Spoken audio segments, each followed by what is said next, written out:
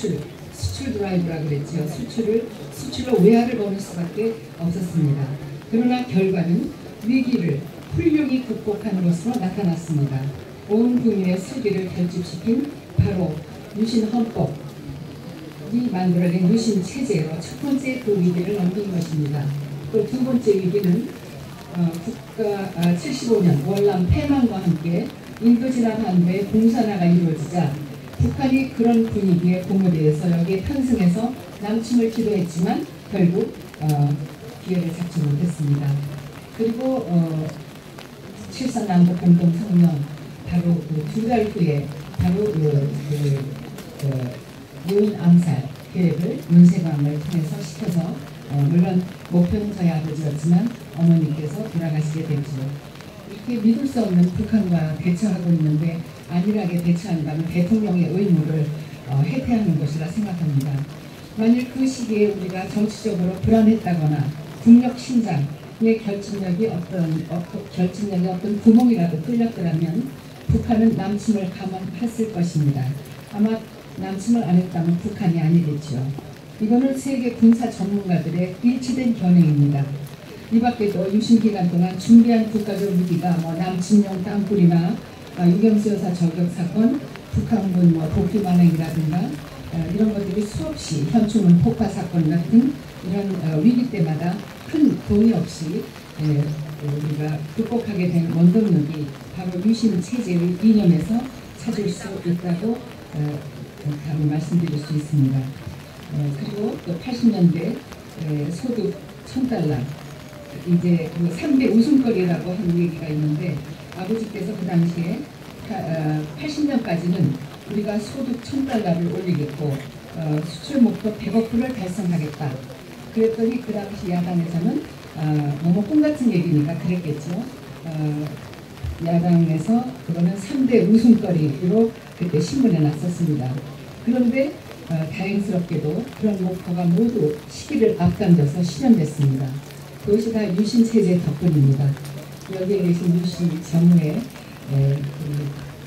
정계호 위원님 다시 한번 감사드리고 말할 수 없죠. 여기 장명선 회장님 많은 분들께서 아버지를 보필해 주셨기 때문에 어떻게 아버지께서 혼자 일을 하셨겠습니까? 다 우리 국가의 큰 자산 원로 여러분 앞에서 이런 말씀을 드리게 된 것이 감개무량합니다. 혁명 당시 북한 GNP보다 밑돌던 우리나라 GNP를 75년에 비슷한 수준으로 올려놓고 80년에는 2배 이상 올려놓은 것은 남이 한 발 뛸 때 우리는 10발, 100발자국을 뛴 결과라 두고 이걸 매스컴에서 바로 한강의 기적이라고 말했습니다. 정확하기로 이름이 난 FAO 세계 식량농업기구의 정보지 77년도 10년 후에는 몰랐던 한국의 기적이라는 표제하에 특집을 실어 우리의 발전을 극찬했습니다. 바로 유신체제에 대한 긍정적 평가를 드디어 받은 것이죠. 여러분들 유신체제에 대해서 유신에 대해서 유신이 누구 만났다 나라를 팔아먹었으니까 사람이 위기시에 또 다치면 날 때까지 이렇게 기부스를 한다고 하죠. 한 아픈 암흑을 떼내는 겁니다. 바로 이런 부분 때문에 우리 박근혜 대통령께서 아버지께서는 강권 통치를 하셨지만 이제 우리도 원조를 받는 나라에서 주는 나라로 바뀌었기 때문에 민주주의의 그 관용을 베푸시다가 그것으로 일관하고 야당을 믿고 모든 국민들을 믿고 위물이 맑아야 아랫물이 맑다는 그런 고결한 정치 이념으로 통치하시다가 이런 상황이 이렇게 되셨습니다.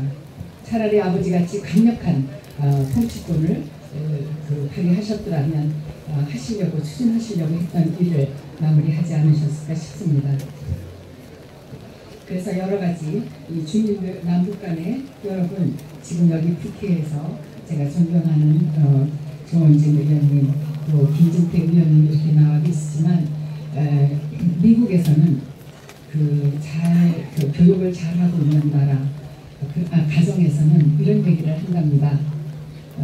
자녀들한테 우리가 흑인을 무시하면 다음 세상에 흑인으로 태어난다.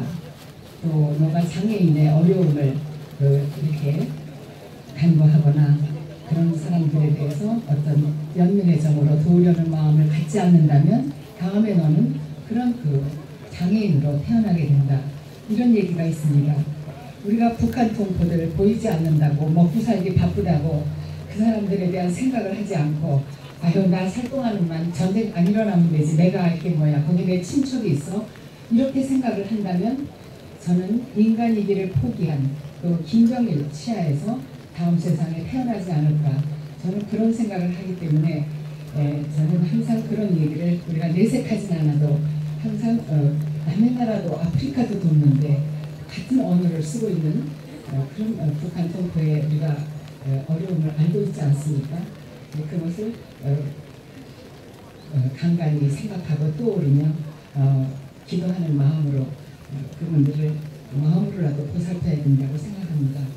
그런 면에서 아버지께서 북한 주민들을 항상 생각하고 어떤 정책을 실천하신 그분들이 아버지한테 줄 무슨 표결권이 있기를 합니까?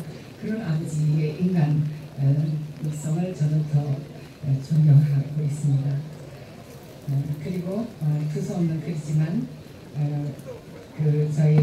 제가 양수리 쪽으로 가서 어떤 손님을 만났을 때 얼마 전에 박근영 씨는 박정희 대통령보다 박근혜 대통령이 더 훌륭하시다는 것을 잊지 말아야 된다. 이렇게 말씀을 하셔서 저는 하여튼 통곡을 한 적이 있습니다. 그거는 그분이 확실한 근거를 가지고 말씀을 하시는 거죠. 여러분 청출어람이라고 하는 그런 고사 성어가 있지 않습니까? 그게 한비자에서 나오는지 맹자인지 제가 지금 생각이 안 나는데 스승보다 제자가 더 훌륭하다. 아버지보다 자식이 더 훌륭하다라는 얘기입니다. 우리가 진리의 대의에서 볼 때 그거는 바른 말이라고 생각합니다. 이 자리에 아버지가 계시다면 아버지를 크게 위로해드리고 싶습니다. 우리 박근혜 대통령이 박정희 대통령 아버지보다 더 훌륭하다고 제가 이런 얘기가 있습니다. 박근혜 대통령이 아버지에 대해서 어떻게 생각하느냐는 것을 질문했을 때 저의 아버지는 나의 롤모델, 그 당시 롤모델이라는 표현은 아니었지만 롤모델이셨고 나의 멘토시고 이런 얘기를 하면서 세계의 안목을 이렇게 밝혀주신 분이다. 그런 자애로운 스승이기도 하다. 아버지시기도 하지만 그렇게 군사고 일체의 존재로 아버지를 평가했습니다. 아버지께서는 여기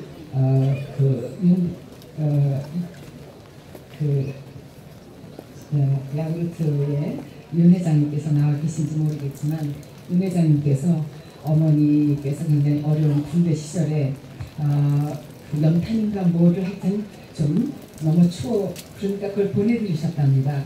그래도 그걸 아신 아버지께서 굉장히 호되게 뭐라 하셨답니다.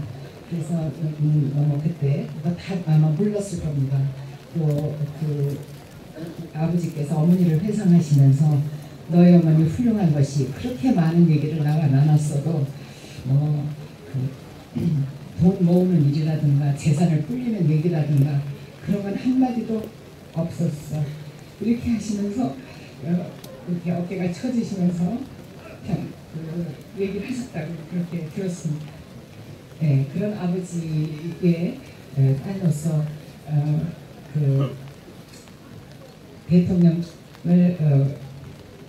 대통령의 자리를 책임지고 있는 동안에 참 얼마 전에 아버지께서 이런 뉴스를 같이 들으셨을 것 같습니다. 어떤 기업인이 조사를 받고 마지막 질문에 진술을 하는데 아주 대기업의 회장인 분이 내가 모셨던 대통령 중에 박근혜 대통령이 가장 청렴했다고 생각한다. 이런 이야기를 했습니다. 또 지금 민주당, 지금 집권당의